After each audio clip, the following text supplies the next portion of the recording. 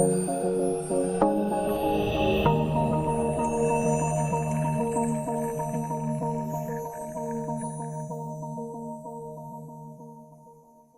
warahmatullahi wabarakatuh.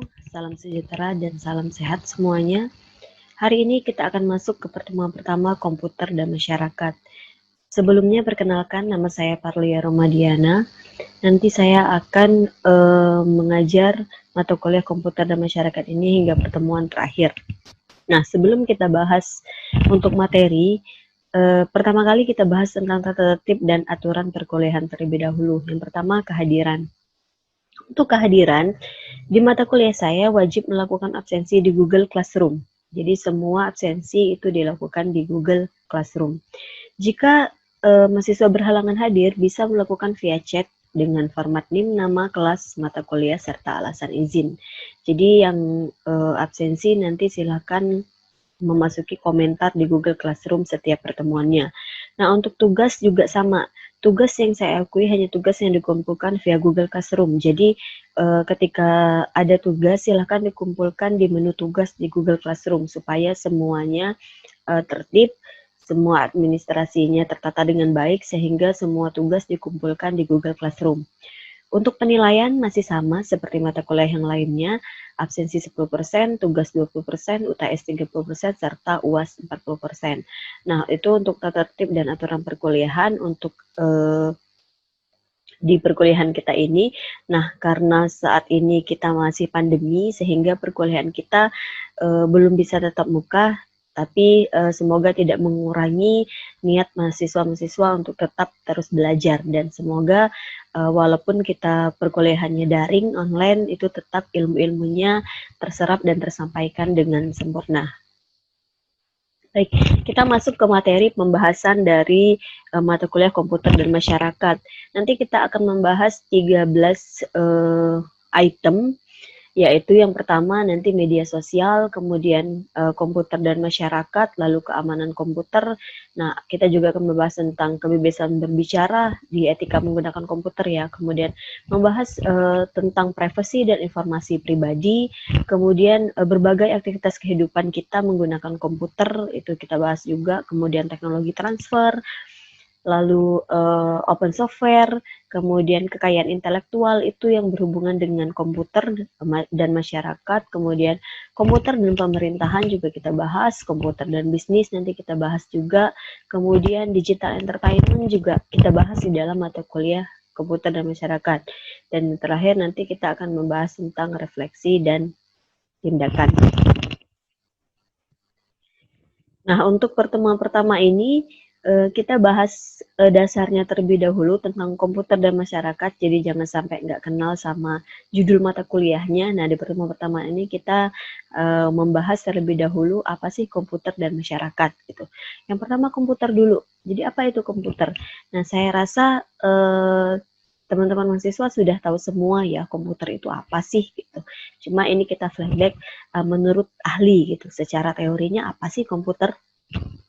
Nah, secara teori, komputer adalah perangkat berupa hardware, ada perangkat keras, dan software, perangkat lunak, yang digunakan untuk membantu manusia. Jadi komputer ini sebenarnya digunakan untuk membantu manusia dalam mengolah data menjadi informasi dan menyimpannya untuk ditampilkan di lain waktu. Jadi informasi yang dihasilkan komputer bisa berupa tulisan, bisa berupa gambar, bisa berupa suara, video, dan animasi. Nah, itu menurut ahli ya. Jadi secara teorinya, secara prakteknya, mahasiswa sudah tahu lah apa itu pengertian dari komputer. Nah, kalau tadi kita bahas tentang komputer, sekarang kita bahas tentang masyarakat. Apa itu masyarakat? Nah, ini sudah pasti tidak asing lagi ya. Kita pasti sudah tahu tentang apa itu masyarakat. Masyarakat adalah kelompok manusia yang mempunyai kebiasaan, tradisi, sikap, dan perasaan persatuan yang diikat oleh kesamaan. Jadi masyarakat itu kelompok, bukan orang, bukan pribadi gitu. Kalau orang pribadi, manusianya saja itu tidak bisa dikatakan sebagai masyarakat. Ketika dikatakan sebagai masyarakat itu harus kelompok dan dia mempunyai tradisi, mempunyai sikap, mempunyai kebiasaan yang bisa digabung di dalam visi dan misi, istilahnya itu sama gitu. Visi mereka sama, misi mereka sama, dan itu bisa dikatakan sebagai masyarakat. Seperti kita misalnya masyarakat Indonesia, visi misi kita sama gitu, semuanya sama gitu. Kemudian kelompok dosen misalnya, masyarakat kan, kelompok dosen misalnya, itu visi misinya mencerdaskan anak bangsa seperti itu. Jadi masyarakat itu dia harus berupa kelompok ya. Kalau orang itu pribadi itu orang, bukan masyarakat. Nah, ketika dibilang sama masyarakat, sama halnya ketika kita di desa, ketika kita di kelurahan, nah itu bisa dikatakan sebagai masyarakat. So, apa sih hubungan komputer dan masyarakat gitu? Kenapa komputer dan masyarakat bisa saling berhubungan gitu? Apa sih hubungannya? Nah, di sini kita bahas sedikit ya tentang hubungan dari komputer dan masyarakat. Nanti akan kita bahas per pertemuan sesuai dengan tadi materi pembahasan yang telah sebelumnya kita bahas. Jadi yang pertama itu media komunikasi. Nah, komputer itu bisa menjadi media komunikasi masyarakat, apalagi di era digital saat ini ya. Kita berhubungan melalui media sosial, berhubungan melalui aplikasi-aplikasi yang lainnya, YouTube, Zoom, Google Meet gitu. Nah, itu kita melakukan komunikasi. Dan semenjak pandemi ini komputer sangat berpengaruh di dalam halnya sebagai media komunikasi. Kayak seperti sekarang ini kita melakukan perkuliahan, melakukan komunikasi, melakukan sharing lewat misalnya aplikasi. Kemudian bisa lewat Google Meet, bisa lewat Zoom. Orang-orang masyarakat yang mau melakukan rapat, melakukan koordinasi bisa melalui Zoom. Komunikasinya bisa dialihkan ke komputer gitu, seperti itu. Nah, makanya kenapa komputer dan masyarakat itu saling berhubungan di dalam media komunikasi. Kemudian hiburan. Nah, saat pandemi ini kita bisa lihat ya, tempat wisata ditutup, tempat hiburan banyak ditutup juga. Nah, dengan adanya komputer itu bisa menjadi hiburan, dan di era pandemi ini sebenarnya semua sarana itu terlihat gitu. Mungkin dulu orang ya udah hiburan ke tempat wisata, ya udah hiburan ke mall. Nah, sekarang dengan adanya pandemi nggak bisa seperti itu, kita harus di rumah aja. Ya, komputer menjadi bukti nyata bahwa bisa menjadi salah satu media hiburan untuk keluarga di rumah gitu. Kita bisa nonton, bisa main game gitu melalui komputer. Jadi bisa dikatakan ya memang benar komputer itu bisa menjadi media hiburan masyarakat. Kemudian pendidikan. Nah, sampai saat ini bisa kita lihat ya, dunia pendidikan itu tidak bisa lepas dari yang namanya komputer. Jadi saat ini komputer memang sangat berpengaruh untuk dunia pendidikan gitu. Misalnya media pembelajaran seperti ini kita online. Bayangkan kalau misalnya saat pandemi seperti ini tidak ada komputer, apa jadinya dunia pendidikan kita? Apakah harus stop? Apakah benar-benar diliburkan sepanjang tahun seperti ini? Kan kalau misalnya nggak ada komputer ya mau nggak mau kita diliburkan gitu. Nggak ada media untuk menyalurkan pendidikannya. Nah, dengan adanya komputer, walaupun kita di kondisi musibah pandemi seperti ini, dunia pendidikan kita bisa terus berjalan. Nah, seperti ini ya, kita walaupun tetap kuliah, kita tetap bisa melakukan perkuliahan walaupun secara daring. Nah, kalau misalnya tidak ada komputer, kuliah kita libur. Selama setahun ini libur. Nah, semester kita juga macet gitu. Kita juga tidak bisa melakukan pendidikan. Nah, jadi komputer itu sangat berpengaruh di dalam dunia pendidikan.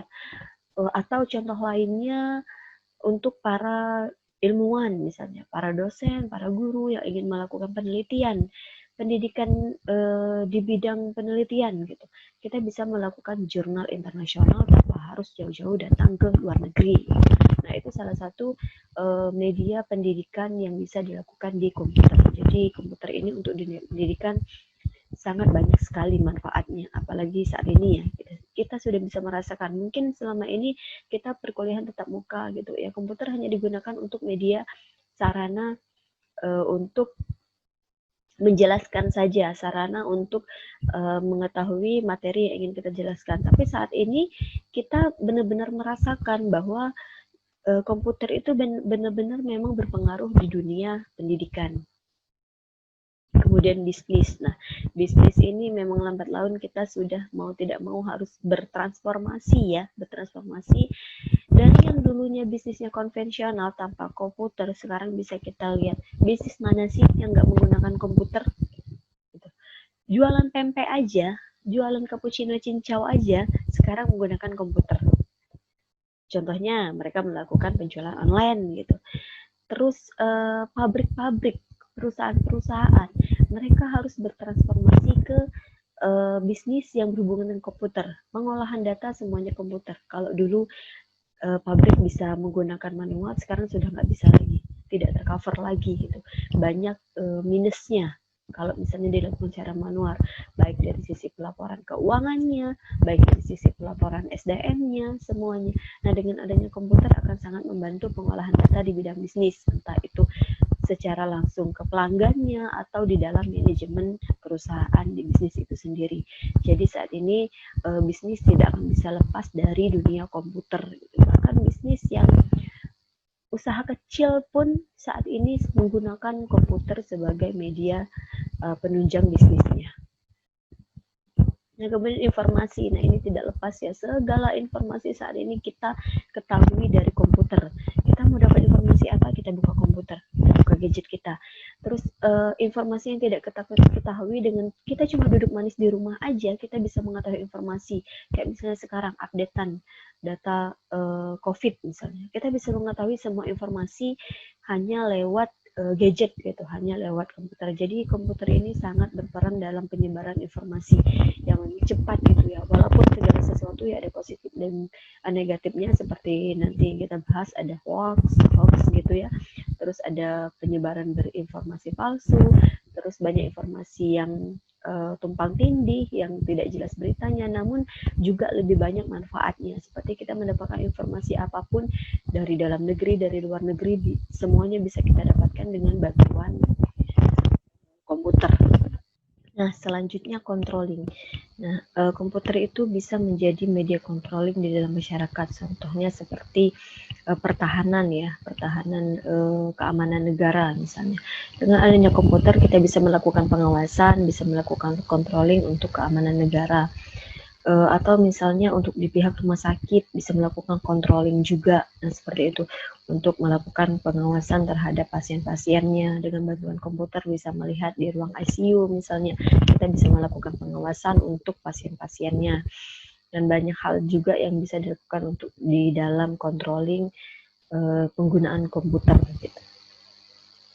Nah, sampai di sini dulu pertemuan pertama kita. Jadi untuk pertemuan pertama ini kita membahas tentang apa sih itu komputer masyarakat gitu, supaya kita nggak bingung lagi ketika kenapa sih ada mata kuliah komputer masyarakat, fungsinya buat apa sih? Nah, biar tadi kita materi pembahasannya ada sekitar 13 pertemuan nanti selain UTS dan UAS yang akan kita bahas untuk materi pembahasan komputer dan masyarakat.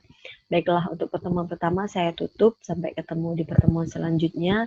Tetap jaga kesehatan, jaga jarak, hindari kontak fisik terlalu banyak dengan orang lain. Semoga kita selalu diberikan kesehatan, keselamatan, keberkahan. Saya akhiri, wassalamualaikum warahmatullahi wabarakatuh.